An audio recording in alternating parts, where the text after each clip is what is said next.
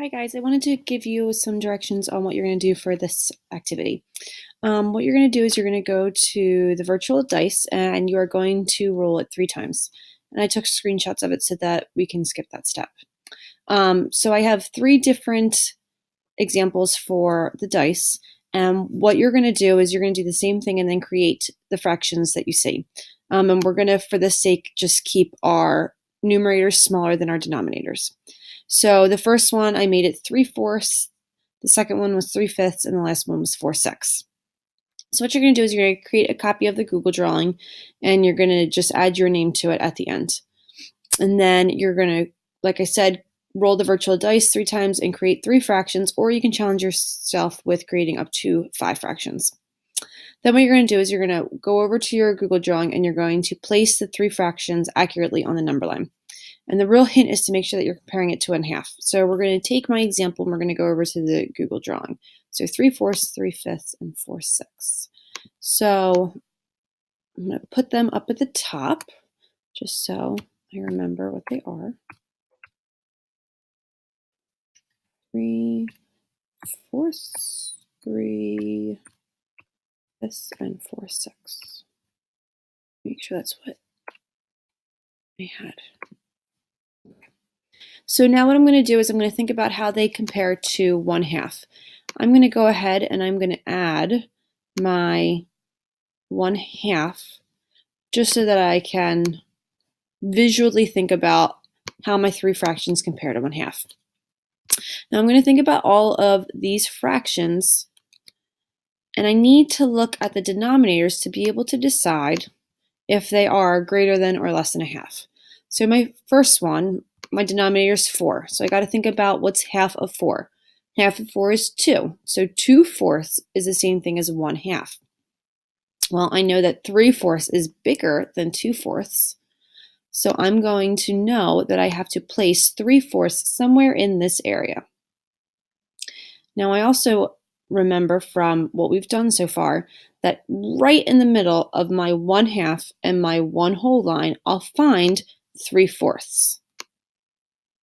Because if I break up my fraction bar into 4 equal pieces, this one right here is going to be 3/4. Okay, that one I know I can place really accurately. Okay, next I'm going to think about 3/5. Well, 5 is an odd number, so I know that an even number is not going to be on my numerator. Find out what half of it is. Half of 5 is actually 2.5. So I know that 3/5 is going to be larger than 1/2 still, but I know it's not quite as large as 3/4 because I know that the greater the denominator, the smaller the pieces get. So it's going to be a little less than 3/4. And I'm going to kind of estimate it to be right about here. It doesn't have to be perfect, but it needs to be a close enough placement. This one's going to be 3/5. Okay, and then my last one is 4/6. So half of 6 is 3. So 4/6 is going to be greater than 1/2. Okay, and it's kind of hard to think about 3/5 and 4/6 and 3/4 because they're all greater than 1/2. And I need to figure out where am I going to place 4/6 so that it's accurate. So what I'm going to think about is I'm going to try and come up with a similar fraction to 4/6 and 3/5 that had the same denominator. I'm going to create equivalent fractions. So I've got to think, if I'm skip counting by 5s and if I'm skip counting by 6s, what's the first number I'm going to come across that they have the same number? Well, if I skip count by 5s, I would say 5, 10, 15, 20, 25, 30, 35, 40. Okay, so I have those in mind. They all end in a 5 or a 0. So let me skip count by 6s and see what I come up with. 6, 12, 18, 24. Still haven't said anything that's the same. 30. 30. So my denominator is going to have to be 30 so that it's the same. So they're each going to have a denominator of 30. Okay.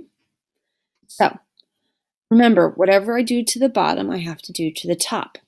So 5 times what gets me 30? I know 5 times 6 gets me 30. So I've got to do the same thing to my numerator.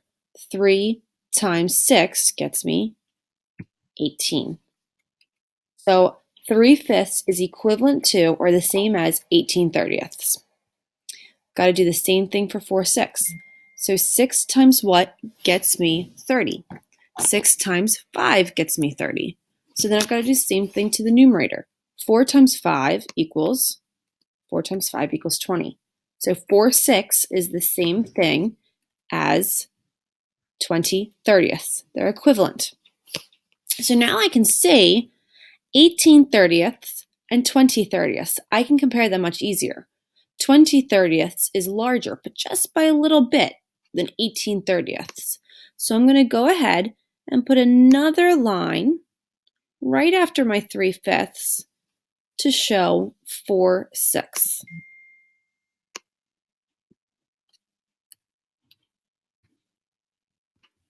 All right. So once I'm finished, I'm going to go ahead and I'm going to submit this. If you want to, you can challenge yourself and do up to 5. And hopefully you'll have some that are greater than a half and some that are less than a half. And I want to see if you create equivalent fractions, I want you to leave that like I have it here. All right. So that is it. Go ahead and challenge yourselves, I hope, with at least 4 or 5, and then you can go ahead and submit it.